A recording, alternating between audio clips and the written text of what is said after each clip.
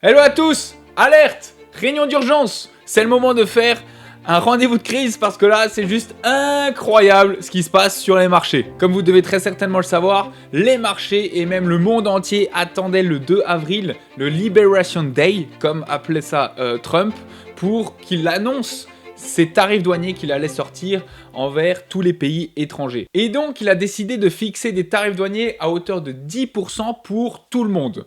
Et en plus, il a sorti son beau tableau où il taxe encore en plus de ces 10% tous les pays qu'il a notés dans son joli tableau. Ce qui a créé une panique sur les marchés et je vais l'expliquer pourquoi plus tard dans la vidéo. Et vous avez très certainement dû voir aussi que l'indice S&P 500 a connu sa pire chute depuis plus de 5 ans justement à cause de ces tarifs douaniers, de ces droits de douane. Les marchés, ils ont perdu plus de 6 000 milliards de dollars de capitalisation. C'est juste énorme. Mais encore pire, le Nasdaq, qui lui est encore plus volatile que le S&P 500 parce que c'est des valeurs technologiques qui sont encore plus impactées que les autres valeurs, comme financières, industrielles, de santé, etc.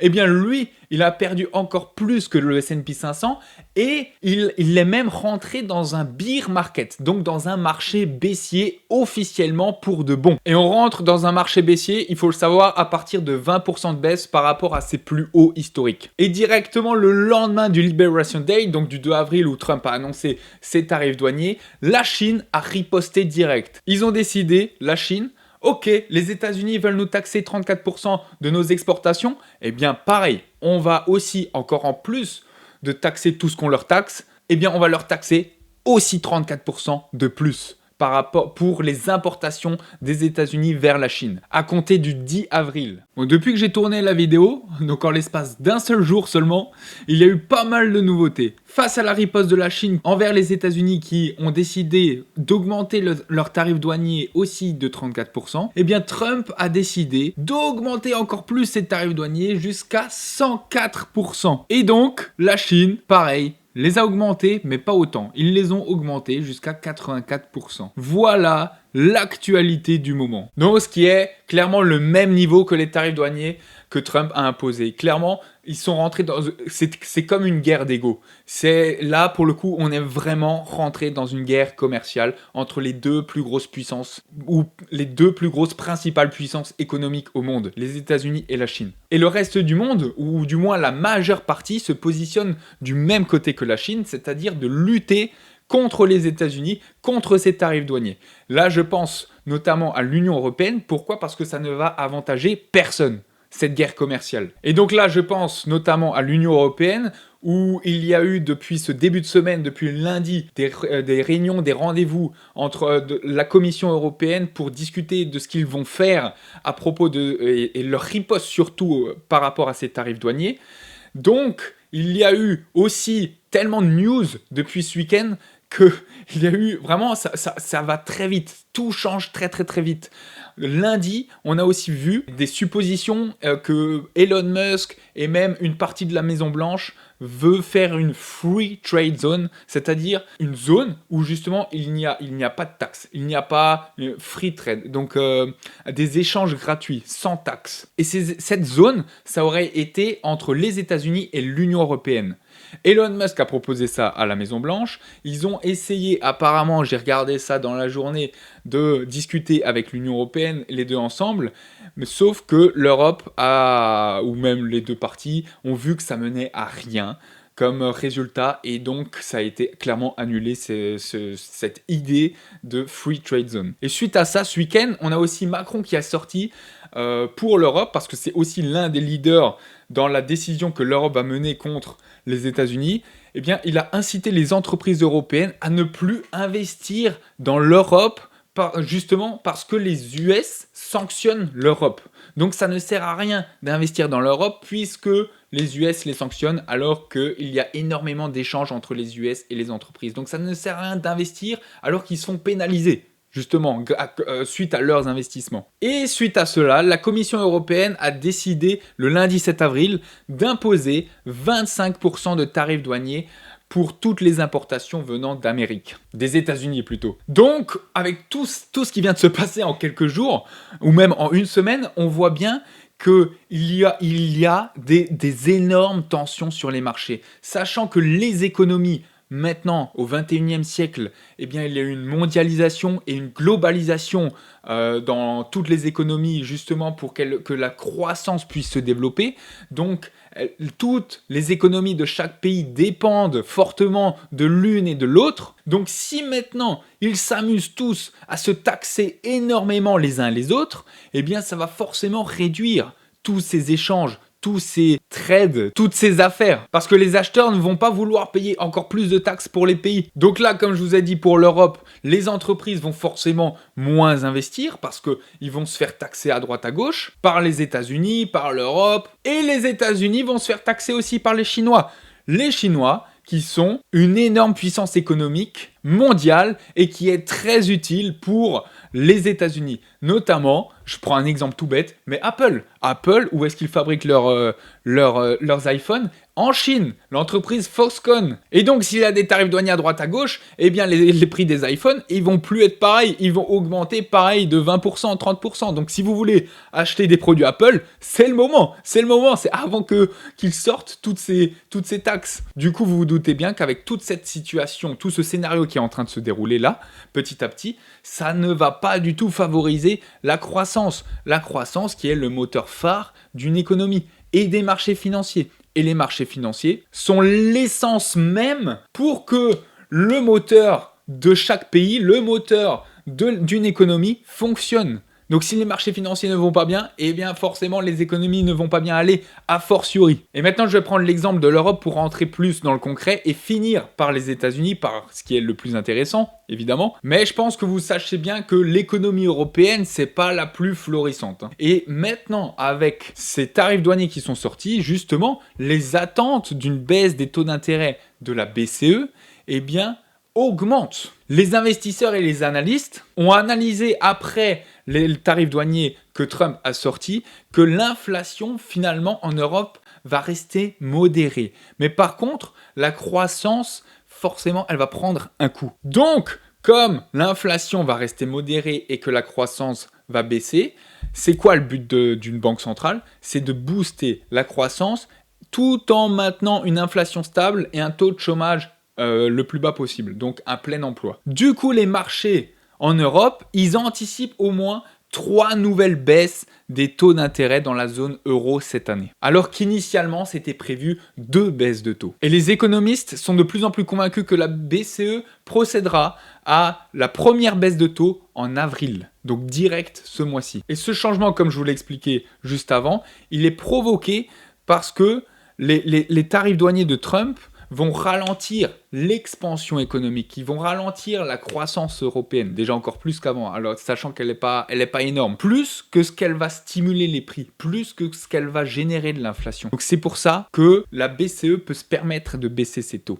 Et Bloomberg estime qu'environ 1% de la production de l'Union européenne est menacée à moyen terme, ce qui exerce une pression baissière sur l'inflation. Puisqu'il y a moins de consommation, moins de dépenses, moins d'investissement, et bien logiquement, normalement c'est mécanique. On verra plus tard que c'est pas forcément le cas, mais c'est mécanique et théorique que s'il y a moins de consommation, moins de dépenses, c'est l'offre et la demande, et bien forcément les prix vont baisser pour essayer d'attirer la demande. Donc voilà pourquoi la croissance à moyen terme est menacée d'1% en Europe. Et pourquoi on aura très probablement des 3 baisses de taux cette année pour le moment. Et maintenant, venons aux États-Unis, là où tout se passe, la plus grande puissance économique mondiale, où le cœur des tensions a été créé. Alors faut savoir, avant que je rentre un peu plus en détail, que l'Amérique, elle est idéalisée par tout le monde. L'Amérique, c'est l'Amérique, c'est les États-Unis. C'est pas pour rien que c'est la plus grande puissance mondiale. Ils ont tout là-bas. C'est pour ça qu'il y a le American Dream aussi.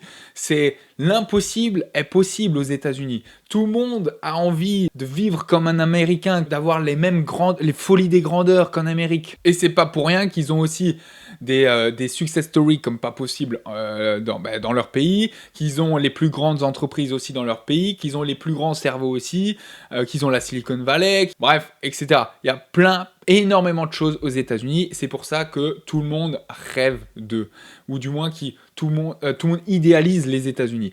Alors que maintenant, c'est plutôt l'inverse. tellement que ça change vite.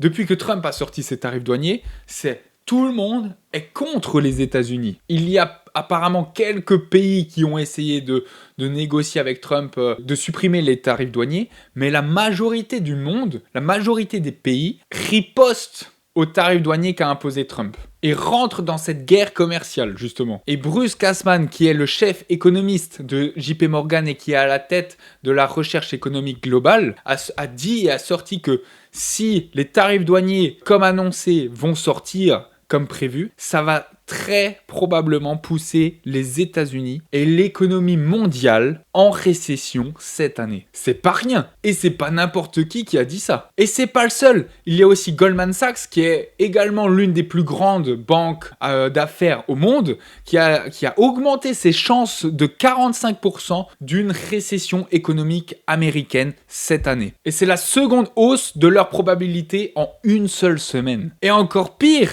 et là, c'est pas rien, c'est le PDG, le CEO de BlackRock.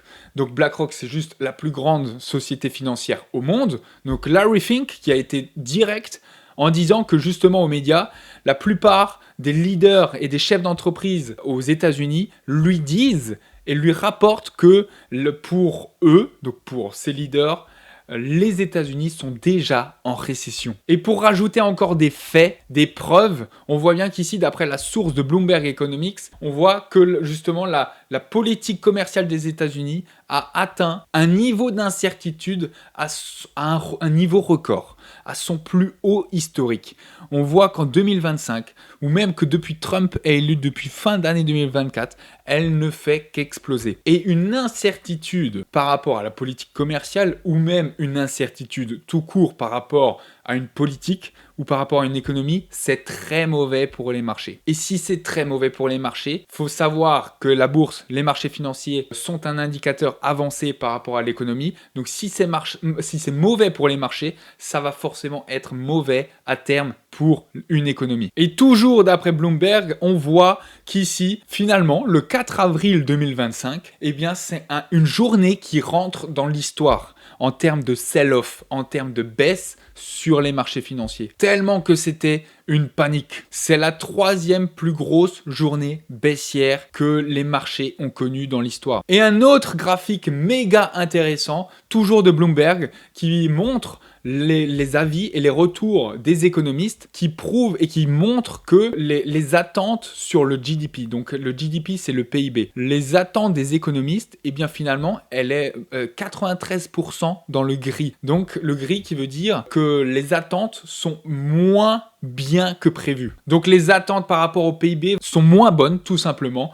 qu'initialement prévues depuis le début de l'année. Depuis le début de l'année, on prévoyait aux États-Unis une croissance de 2,2%. Et donc là, d'après les économistes et d'après Bloomberg, il y a 93% de chances que le PIB va être, donc des États-Unis, sera inférieur à 2,2%, ce qui est forcément négatif pour les marchés financiers. Et le PIB, c'est l'indicateur phare, l'indicateur majeur qui dit que si une économie est en récession ou en expansion ou en croissance tout court. Sauf que le PIB, c'est un indicateur décalé, c'est un indicateur en retard. Et j'ai déjà étudié le sujet, j'avais vu, j'ai même un fichier Excel pour ça, que si vous arrivez à anticiper le PIB qui sort tous les trimestres, donc si vous arrivez à anticiper le PIB qui sort 2 trimestres à l'avance, et que vous prenez position en fonction du PIB, vous gagnez sur les marchés financiers. Mais bon, il faut le pouvoir l'anticiper. Ça, c'est encore une autre histoire. Donc, on saura que dans 2 trimestres, plus ou moins, si le GDP, si le PIB sera négatif ou pas. S'il est négatif, à ce moment-là, on est en récession. Mais tant qu'il reste au-delà de 0, on est toujours en croissance. La croissance sera certainement beaucoup moins forte que prévu, donc forcément ça va faire baisser les marchés parce que les marchés ont anticipé une hausse de 2,2% du PIB, alors que là, on ne sait plus de combien elle va être. Ou alors, les analystes peuvent sortir des chiffres, mais on ne sait pas à combien elle va être. Autre chose d'intéressant, on voit bien qu'il y a 87% d'attente que l'inflation va être supérieure que prévu. Forcément, avec les tarifs douaniers que sort Trump, forcément ça va avec de très fortes chances, de très fortes probabilités générer de l'inflation aux États-Unis. inflation qui est mauvais pour une économie si elle n'est pas maîtrisée. Et je vais en revenir juste après ce graphique sur l'inflation et la croissance. Mais pour terminer, l'autre chose intéressante, c'est le troisième point, la troisième ligne, qui sont les chances d'une récession. Donc, d'après les économistes, on a 92% de chances d'atteindre et d'être dans une récession cette année aux États-Unis. Et donc, pour tout récapituler et pour vous expliquer économiquement parlant, qu'est-ce que ça donne tout ce bordel? Yo, his name is Florian, he's the NASDAQ hustler. Every day he's grinding, making all them numbers cluster. He's a day trader, living life as a thrill seeker. Analyzing charts, he's the Wall Street sneaker. 9 to 5 ain't his game, it's the stock market flow. Tickers on his mind, watching those numbers grow. Buy low, sell high, that's the name of the game. Florian's in the zone, he ain't playing for fame. Florian's on the rise, trading with ambition.